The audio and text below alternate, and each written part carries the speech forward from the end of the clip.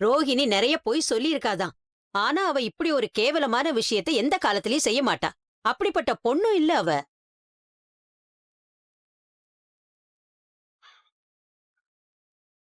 மனோஜ் கூட வாழணும்னு தானே இத்தனை நாளா போராடிக்கிட்டு இருந்தா. இந்த விஷயத்துல அவ ஏன் பொய் சொல்ல போறா? மனோஜே அது அவன் குழந்தை இல்லைன்னு சொல்றான். அத நீ நம்புறியா? ஆ? அ, மனோஜ பத்தி உனக்கே தெரியும். ரோஹிணி மாதிரி அவனும் நிறைய விஷயத்துல பொய் சொல்லி இருக்கான். அவ ரோஹிணி கூட பழகிட்டு இருக்கிறது உனக்கு தெரிஞ்சா நீ கோவப்படுவேன்னு அப்படி சொல்லி இருப்பான். மத்தபடி எனக்கு ரோஹிணி சொல்றதுதான் உண்மைன்னு தோணுது. ஆரம்பத்துல அது மனோஜோட குழந்தை இல்லைன்னு தான் நான் நினைச்சேன். ஆனா இப்ப மனோஜ் நடந்துக்கிறதையெல்லாம் பாக்குறத நினைச்சா அது அவனோட குழந்தையா இருக்குமோன்னு எனக்கே சந்தேகமா இருக்கு. உனக்கு சந்தேகமே வேணாம். அது கண்டிப்பா மனோஜோட குழந்தையா தான் இருக்கும். விஜயா, ரோஹிணி எவ்வளவோ தப்பு பண்ணிருக்கா, பொய் சொல்லியிருக்கா, அதெல்லாம் வேற.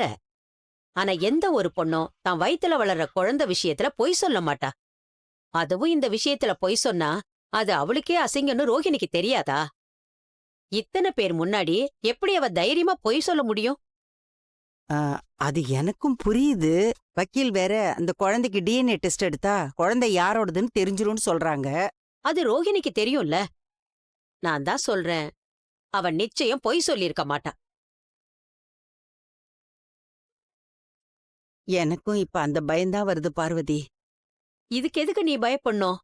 உன் புள்ளையோட ரத்தம் அவ வயித்துல வளருது. இத சந்தோஷமா ஏத்துக்கிட்டு மனோஜையும் ரோஹிணியையும் சேர்த்து வைக்க பாரு. அது இந்த ஜென்மத்துல நடக்காது. ஆ? ஏன் அப்படி சொல்ற?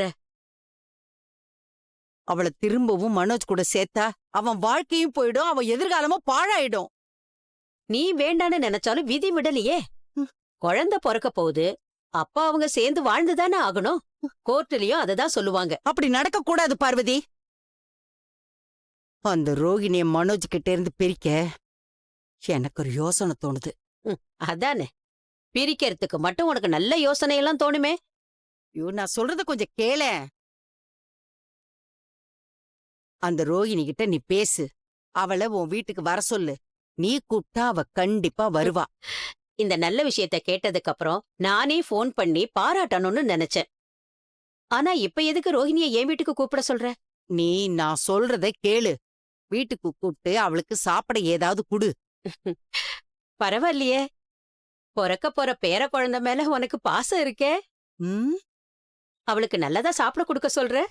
அதெல்லாம் ஒண்ணு இல்ல. நான் சொல்றத நீ முழுசா கேளு. அவளுக்கு சாப்பிட கொடுக்கும்போது அதுல அவளுக்கே தெரியாம ஏதாவது மருந்த கலந்து குடுத்துரு. என்ன மருந்து கலக்க சொல்ற? அதான் அந்த குழந்தை பொறக்காம போறதுக்கு ஏதாவது மருந்து இருக்கும்ல, ஆ, அதுல கலந்து குடுத்துரு. அதுலயே அவ கரு கலைஞ்சிரணும்.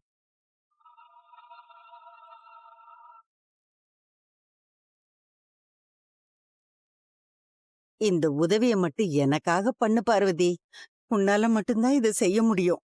கைய விடு.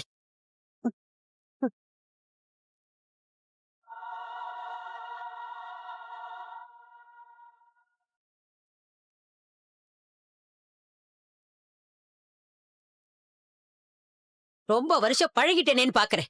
இல்லன்னா நீ சொன்ன வார்த்தைக்கு ஓங்கி ஒரு அற விடணும்னு தோணுச்சு. என்ன பார்வதி இப்படி சொல்ற? உனக்கெல்லாம் மனசாட்சியே இல்லையா? ஒரு கருவை கலைக்கணும்னு சொல்ற? அப்பதான் மனோஜ் வாழ்க்கை நல்லா அமையும். வாய மூடு.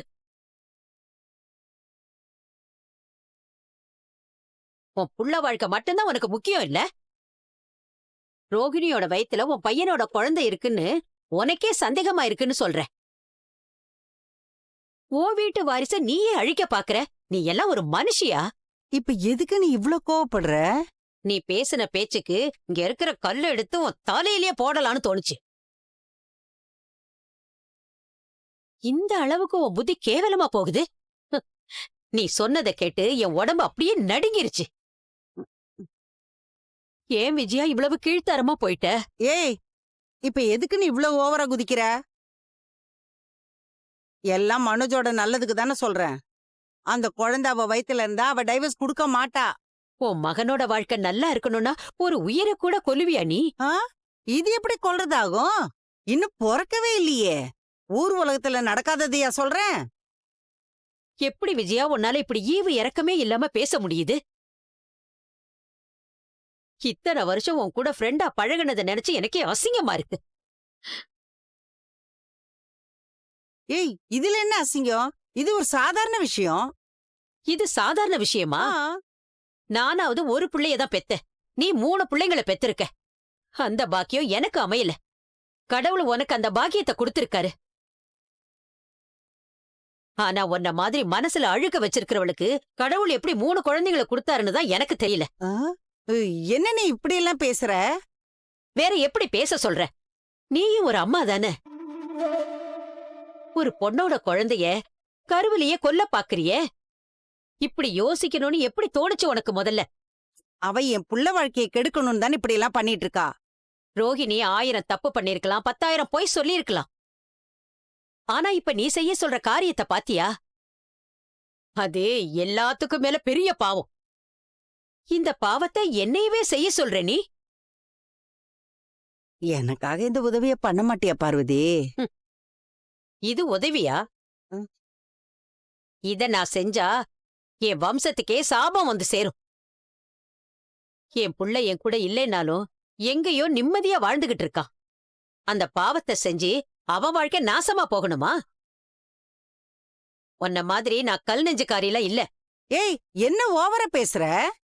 உன் ஒரு புள்ள உன் கூட இல்லைன்னாலும் அவன் மேல உனக்கு இவ்ளோ அக்கறை இருக்கும்போது எனக்கு என் பையன் மேல அக்கறை இருக்காதா? அதுக்கு ரோஹிணி வாழ்க்கைய பத்தி யோசிச்சு பாத்தியா? நான் எதுக்கு அவளை பத்தி யோசிக்கணும்? இப்ப நீ தேவையில்லாம பேசாத. நான் கேட்டதை செய்ய முடியுமா முடியாதா? என்னால முடியாது. நீயும் அந்த கேவலமான எண்ணத்தை கைவிட்டுடு. ஏய், அத நீ சொல்லாத. என் பையன் வாழ்க்கை இந்த பார்லர்காரிகிட்ட இருந்து காப்பாத்துறதுக்காக அவனுக்காக நான் எந்த எல்லைக்கு வேணாலும் போவேன். இத நீ முன்னாடியே சொல்லியிருந்தா உன் வீட்டு பக்கமே நான் வந்திருக்க மாட்டேன். உன் மேல உள்ள கொஞ்ச நெஞ்ச மரியாதையையும் நீ இழந்துகிட்டு இருக்க. இந்த மாதிரி ஒரு அசிங்கமான எண்ணத்தை வச்சுக்கிட்டு என்ன கூப்பிடாத. நீ என் வீட்டு பக்கமும் வந்துடாத. ச்சே, நீ இப்படியெல்லாம் இருப்பேன்னு நான் நினைக்கவே இல்ல விஜயா.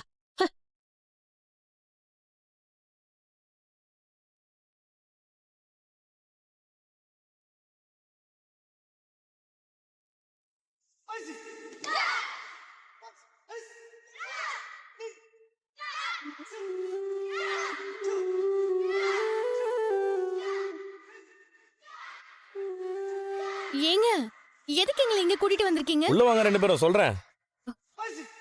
வா. ஏங்க, எதுக்குங்க இங்க வந்திருக்கோம்? சொல்லுங்க. ஏங்க, நான் கேட்டுட்டே இருக்கேன், நீங்க எதுவும் சொல்லாம வந்துட்டே இருக்கீங்க. சொல்லுங்க, எதுக்கு இங்க கூட்டிட்டு விஷயம் வந்திருக்கீங்க? இருக்கு மீனா. சீதாவை இங்க கராத்தே கிளாஸ் சேர்க்க போறேன். எதுக்குங்க? சொல்றேன். Punch double punch hits me. வணக்கம் சார். கிளாஸ் அப்படியே கண்டினியூ பண்ணிட்டே இருங்க. வாங்க சார், நான் சொல்லியிருந்தேன் சார், சீதா அது ஆமா. இவங்க தான், என் ஒய்ஃபோட தங்கச்சி. இவங்களுக்கு தான் அப்படியா? நீங்க கராத்தே கத்து கொடுக்கணும். தாராளமா கத்து கொடுத்துடலாம். வாங்க சீதா, வெல்கம். இப்ப இருக்கிற காலத்துல ஏதாவது ஒரு தற்காப்பு கலை கத்துக்கிறது ரொம்ப முக்கியம். ஏன்னா ஏதாவது ஒரு காலத்திலயோ நேரத்திலயோ அது நம்ம கை கொடுக்கும். கரெக்டா சொன்னீங்க சார். அதனாலதான் ஆமா. அவளை இங்கே கூப்பிட்டு வந்தேன் சார். ஆ. இவளுக்கு இந்த தற்காப்பு கலை, எதிரி வந்து முன்னாடி என்ன எப்படி அடிக்கிறது, இந்த மாதிரி எல்லாத்தையுமே கத்தரணும் சார். கண்டிப்பா எல்லாத்தையும் கத்து தரோம். அதுக்கு தானே இங்க எல்லாருமே வராங்க. இப்ப இருக்கிற சூழ்நிலையில ஒவ்வொரு பொண்ணுங்களுக்கும் தற்காப்பு கலை ரொம்ப முக்கியம். சரி, நீங்க அட்மிஷன் ஃபார்ம் ஃபில் பண்ணி அங்க கொடுத்துருங்க. ஆ, நான் சரிங்க கிளாஸ முடிச்சிட்டு வந்து உங்களை பாக்குறேன். சரியா? இவங்க இன்னைக்கே கூட கிளாஸ்ல வந்து ஜாயின் பண்ணிக்கலாம். ஆ? Okay sir. முடிச்சிட்டு வந்து. சரிங்க சார். சீதா சீதா சீதா, என்ன வாத்து மாதிரி ஓடுற? என்ன மாமா நீங்க இங்க கூட்டிட்டு வரேன்னு சொல்லவே இல்ல. உன் புருஷன் கூட தான் இப்படி இருப்பான எதிர்பார்க்கவே இல்ல. நீயா தேடிக்கிட்ட வந்தானே, உன்னை அடிச்சிருக்கிறான். உன்னை பார்க்கும்போது மனசுக்கு எவ்வளவு கஷ்டமா இருக்கும். சீதா, அருண் தப்பிக்கிறதுக்கு மட்டும் இல்ல, உன்னை நீ காப்பாத்திக்கிறதுக்காக தான் இங்க நான் சேர்க்க வந்திருக்கிறேன். அன்னைக்கு அருண் உன்னை 4 செவுத்துக்குள்ள வச்சு அடிச்சிருக்கிறான். அது மீனா என்கிட்ட சொன்னப்ப எனக்கு எப்படி கோச்சிச்சு தெரியுமா? உன்னோட முகத்திலே குத்தி அவன் மூக்கெல்லாம் உடைக்கணும், என் கையெல்லாம் துடிச்சிட்டு இருந்துச்சு. ஆனா நான் அந்த அருண் ஆல்ரெடி அடிச்சு உன்னை அங்கேயே விட்டுட்டு வந்தேன்னு வையே, அவன் அதே மனசுல வச்சு உன்னை இன்னும் டார்ச்சர் பண்ணிட்டு இருப்பான். ஏன் மேலேயும் தேவையில்லாம கேஸ் போடுவான்.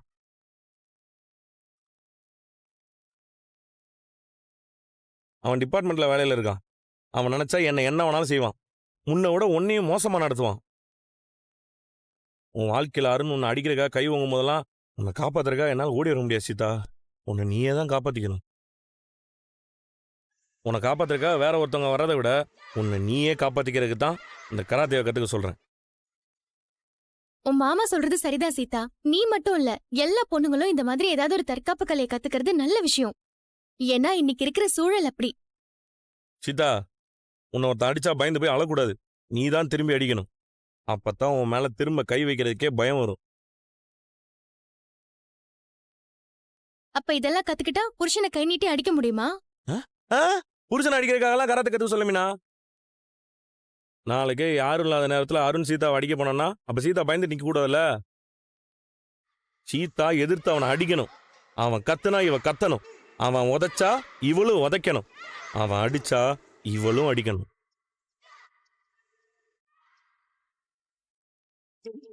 அப்பத்தான் அவனுக்கு பயம் வரும். அதுக்காக தான் சீதா அங்க சேர்க்க போறேன்.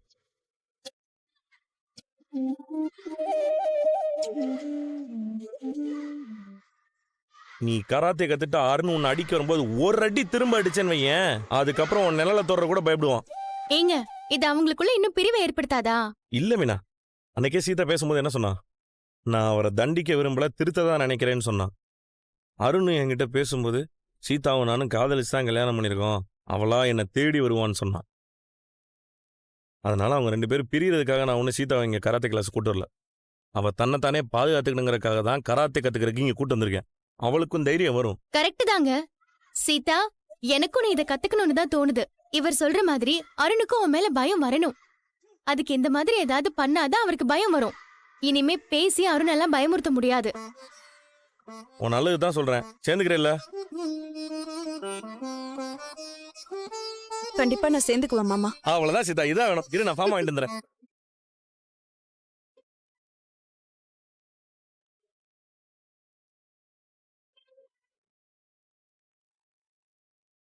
என்ன சந்தோஷ், ஃபோன் ரிங்கு வர்றது கூட தெரியாம அப்படி என்ன யோசனையில இருக்காரு? தெரியல சார், ரொம்ப நேரமா அப்படியே தான் உட்காந்துட்டு இருக்கான். பப்பரப்பா மனோஜ், போன் அடிக்குது பாருங்க. இல்ல, போனு ரொம்ப நேரமா அடிச்சிட்டு இருக்கு, அதான். அடிக்கிட்டோம். என்ன பப்பரப்பா மனோஜ், என்ன ஏதோ விரக்தியில இருக்கீங்க? போனை கூட அட்டன் பண்ண மாட்டீங்களே? ஒன்னு கனகா பண்ணிருப்பா, இல்லனா ரோகிணி பண்ணிருப்பா. 2 பேருமே ஃபோன் பண்ணாங்கன்னா எடுக்க பயமா இருக்கு சார். என்ன பண்றதுனே தெரியல. கனகா வீட்டுக்கு போனா அமாவாசைன்றாங்க, பௌர்ணமின்றாங்க, சடங்குன்றாங்க, சம்பிரதாயன்றாங்க. எனக்கு என்ன பண்றதுனே ஒன்னும் புரியல சார். உங்களுக்கு என்னதான் பிரச்சனை? அதான் உங்களுக்கு ஆல்ரெடி தெரியுமே சார். என்னைக்கு நீங்க என்னோட பேரை மாத்துனீங்களோ அப்பவே என் தலையெழுத்து மாறி போச்சு. ஆமா பாஸ், அந்த பேர்ல தான் ஏதோ ப்ராப்ளம் இருக்கு. பப்பரப்பா மனோஜ், பிரச்சனை உங்க பேர்ல இல்ல, உங்களை சுத்தி இருக்கிற ஆளுங்க கிட்ட தான் இருக்கு. என்ன இது? உங்களுக்கு நல்ல காலம் ஸ்டார்ட் ஆகி ஃபுல் ஸ்பீட்ல போய்கிட்டு இருக்கு. எப்பவுமே இந்த மாதிரி நல்ல நேரத்துல சின்ன சின்ன மனக்குழப்பங்கள் வரது இயற்கை தானே சார். மனக்குழப்பம் வந்தா பரவாயில்ல, ஆனா இவங்க 2 பேரும் சேர்ந்து என்ன 2 பக்கமும் இழுக்குறாங்க. பப்பரப்பா மனோஜ், உங்களுக்கு 2 பொண்டாட்டி ஜாதகம். எப்படியாவது 2 பேரையும் சமாளிச்சுதான் உங்க வாழ்க்கையை நடத்தி ஆகணும். 2 பேரையும் சமாளிச்சாகணுமா? ஆமா, ஆஸ்திக்கு 1, ஆசைக்கு 1. அட, இது நல்லா இருக்கே. கேவலமா இருக்கு. இதே உங்க ஒய்ஃப் பண்ணா ஒத்துப்பீங்களா? எல்லாரும் கொஞ்சம் பேசாம இருக்கீங்களா? நானே கடுப்புல இருக்கேன்.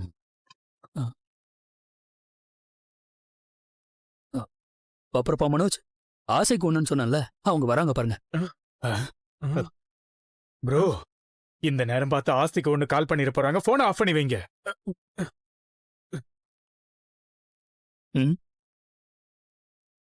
வா ரோகிணி. பரவாயில்ல மனோஜ், என்ன வான்னு கூப்பிடுறியே, அதுவே சந்தோஷமா இருக்கு. இந்தா ஸ்வீட் எடுத்துக்கோ. எதுக்கு? நீ ஃபர்ஸ்ட் எடு, நான் சொல்றேன். இந்தாங்க, நீங்க எல்லாரும் எடுத்துக்கோங்க. என்ன என்னங்க விசேஷம் சார்? சிஸ்டர்? பெரிய மேக்கப் ஆர்டரா வந்திருக்கா? இல்ல, அதை விட பெரிய விஷயம். என்ன விஷயம்?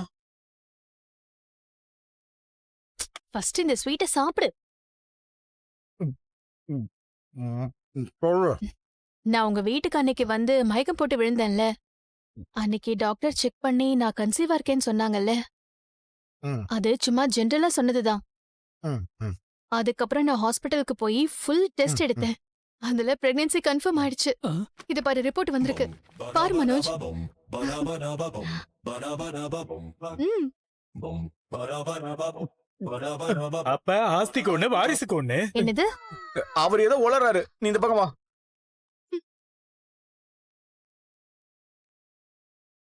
பாத்தீங்களா, நான் அவருக்கு பேரை மாத்தின நேரம். அவருக்கு சொத்து வரப்போகுது, குழந்தையும் பிறக்க போகுது. ஆனா வேற வேற இடத்துல நடக்க போகுது. ம். ம். என்ன? எல்லாரும் முன்னாடிமா இந்த விஷயத்த சொல்லுவ. ஏன் இதுல என்ன இருக்கு? அவங்க எல்லாம் உனக்கு தெரிஞ்சவங்க தானே? தெரிஞ்சவங்க தான். அதுக்காக எல்லாரும் முன்னாடி இந்த விஷயத்த சொல்லணுமா? இப்ப பாரு, நீ பிரெக்னண்டா இருக்கன்னு எல்லாருக்கும் தெரிஞ்சு போச்சு. தெரியட்டுமே மனோஜ், இதுல என்ன இருக்கு? நான் உன் குழந்தைக்கு அம்மா ஆக போறேன்னு நினைச்சாலே எனக்கு சந்தோஷமா இருக்கு. மனோஜ், நான் எப்பவுமே எதை பத்தியாவது யோசிச்சுக்கிட்டே தான் இருப்பேன். ஆனா இப்ப என் தாட்ஸ் ஃபுல்லா நம்ம குழந்தை மேலேயே தான் இருக்கு. அந்த குழந்தைய நல்லா வளர்க்கணும், நல்லா பாத்துக்கணும். நம்ம 2 பேரும் சேர்ந்து நல்லா வாழணும் தான் எனக்கு தோணுது. ஆ, இங்க பாரு, இனிமே உன்கிட்டயும் உன் ஃபேமிலி கிட்டயும் எந்த பிரச்சனையும் பண்ண மாட்டேன். ஏன்னா உன் குழந்தை என் வயித்துல வளர்ந்துகிட்டு இருக்க. இந்த நேரத்துல நானும் டென்ஷன் ஆகக்கூடாது, மத்தவங்களையும் நான் டென்ஷன் ஆக்கக்கூடாது. அதனால தான் சொல்றேன். ஆனா எனக்கு ஒரே ஒரு பயம்தான், உங்க அம்மா மேலதான். அவங்க தான் என்ன டென்ஷன் ஆக்கிக்கிட்டே இருப்பாங்க. அதனால நீ உன் அம்மா கிட்ட பேசு. இனிமே ரோகிணிக்கு எந்த டென்ஷனும் கொடுக்க வேண்டான்னு சொல்லிடு. நான் எப்படி ரோகிணி அம்மா கிட்ட சொல்ல முடியும்? அப்புறம் நீ சொல்லாம வேற யார் மனோஜ் சொல்லுவா? என் வயித்துல வளர்றது உன்னோட குழந்தை மனோஜ். அ- அ- அ- அது வந்து நான் என்ன வந்து போய்? இதே கடையில அன்னைக்கு நைட்டு எலியும் பூனையும் ஃப்ரெண்ட்ஸ் ஆச்சே, அது உனக்கு ஞாபகம் இல்லையா? மனோஜ், என் வயித்துல வளர்ற குழந்தைக்கு நீதான் அப்பா. அதை யாராலையும் மாத்த முடியாது. அது உனக்குமே தெரியும். அதனால இனிமே இந்த டிவோர்ஸ் டாபிக் எல்லாம் என்கிட்ட எடுத்துட்டு வராத. நம்ம குழந்தைக்காக நீ மனசு மாறி என்னை ஏத்துப்பேன்னு நம்புறேன். நான் வரேன். ஆனா உன்னை பார்க்கணும்னு எனக்கு தோணும் போதெல்லாம் நான் இங்க வருவேன். ஓகே?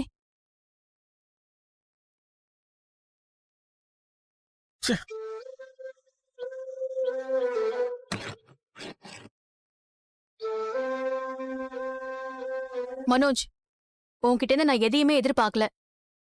ஆனா இந்த டைம்ல நீ என்ன கேர் பண்ணிக்க மாட்டியான்னு ஒரு சின்ன ஆசை மட்டும் இருக்கு. அது நடந்தா நான் சந்தோஷமா இருப்பேன். நான் வரேன்.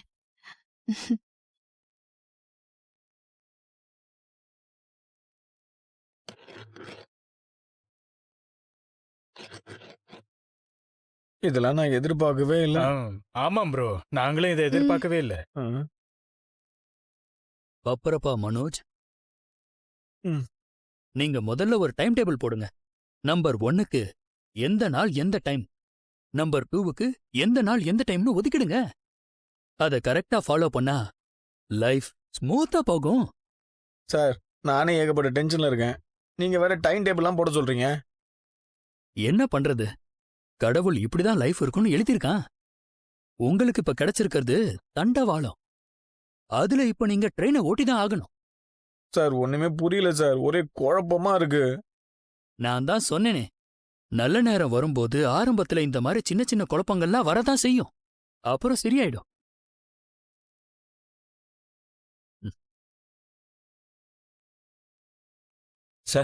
வா முத்து. சார், வணக்கம் வணக்கம். சார். ஓகே. இந்தாங்க சார். என்னப்பா திடீர்னு இவ்வளவு பணம் கொடுக்குற? அன்னதானத்துக்கு தான் சார். ஆமா, ஏதாவது விசேஷமா? உனக்கு வேற கல்யாணம் ஆகி 3 வருஷம் ஆச்சுல்ல, ஏதாவது நல்ல செய்தி இருக்கா? நல்ல செய்தி நடக்கும்னு வேண்டிக்கிறதுக்கு தான் சார் இதை கொடுக்குறேன். புரியலையேப்பா. ஒரு வேண்டுதல் சார். எனக்காக ஒரே ஒரு உதவி மட்டும் பண்ணுங்க சார். அன்னதானத்துக்கு சாப்பிட வரவங்க சாப்பிட்றதுக்கு முன்னாடி கடவுளை வேண்டிட்டு சாப்பிடுவாங்கல்ல சார். ஆமா, இங்க பணம் கட்ட வர ஒவ்வொருத்தரும் ஒவ்வொரு கோரிக்கை வச்சிருப்பாங்க, அவங்களுக்காக வேண்டிப்பாங்க. கூட்டு பிரார்த்தனைக்கு சக்தி அதிகம்னு சொல்லுவாங்கப்பா. அதுக்காக தான் சார் வந்தேன். இன்னைக்கு எல்லாரும் சாப்பிட்றதுக்கு முன்னாடி வேண்டும் போது ஒரு பேரை சொல்லி கும்பிட சொல்லுங்க சார். என்ன பேரு? என் பொண்டாட்டி மீனாவோட பேர் தான் சார். அவளுக்கு ஒரு ஆப்ரேஷன் நடக்க போகுது. அது நல்லபடியா நடந்து அவ குணமாகணும்னு அவ பேரை சொல்லி வேண்டிக்க சொல்லுங்க சார். பசியோட இருக்கிறவங்க வேணா அது கடவுளே அது கேட்பாருன்னு சொல்லுவாங்க சார். அதான் சார். உன் ஒய்ஃபுக்கு ஏதோ ப்ராப்ளம்னு எனக்கு புரியுது. கவலைப்படாதப்பா, நான் எல்லார்கிட்டயும் சொல்றேன். அவங்க வேண்டிப்பாங்க. கடவுள் புண்ணியத்துல உன் ஒய்ஃபுக்கு எல்லாம் நல்லபடியா நடக்கும்பா. ரொம்ப நன்றி சார். போயிட்டு வரேன். வரேன் சார்.